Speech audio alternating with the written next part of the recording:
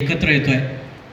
चेहरे बरेचसे ओळखीचे आहे, काही ओळखीचे नाही आहे, पण तरी नाव सांगितल्यानंतर अरे वा वा किती दिवसांतर भेटलो अशी भावना सगळ्यांच्या मनात उपस्थित झाली.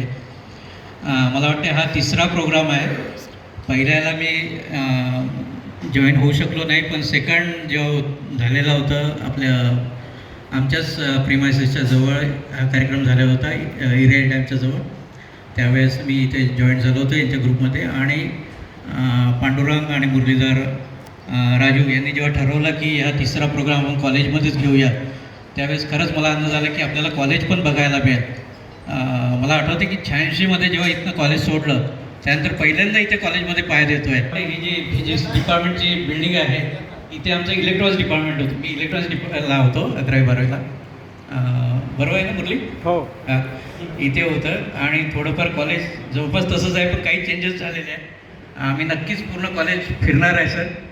आणि आम्हाला जे शिकवणारे सर आहेत, मला आठवते महाजन सरांकडे आम्ही सकाळी 5:30 वाजता सायकलने ट्युशनसाठी जात होतो. गणिताचे शिकवत होते ते. सरांना आमचं परिचय नसेल, पण आम्हाला नक्कीच आठवतं. त्यावेळेला किशोर, अरविंद टेंभुर्णे, अविनाश काळे, गौरकार, मी एकत्र 5 जण आम्ही इथे UBC हॉस्टेलला राहत होतो.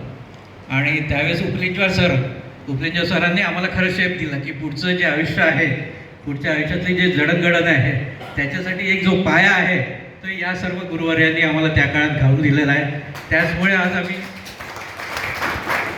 वेगवेगळ्या पदावर इथे कार्य करत आहे. माझा परिचय म्हणजे मी गिरीश कुमार वाघ आणि मी चीफ इंजिनियर आहे. 2 वर्षापासनं इथे चंद्रपूर महाराष्ट्र विद्युत केंद्रात चीफ इंजिनियर म्हणून आहे.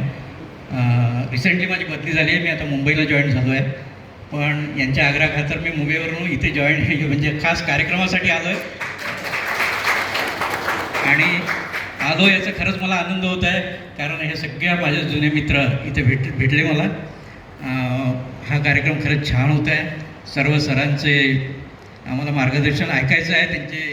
त्यांचे जे आम्हाला त्या काळात शिकवलं, आता त्यांच्याप्रती आम्हाला काही अजून मार्गदर्शन करायचं असेल ते ऐकायचं आहे. त्यामुळे मी जास्त काही वेळ घेत नाही. परत एकदा मला खूप आनंद होत आहे आणि ज्यांनी हा कार्यक्रम आयोजित केला आहे त्यांना देखील धन्यवाद. सर्व सरांना परत एकदा नमस्कार आणि थांबतो. धन्यवाद.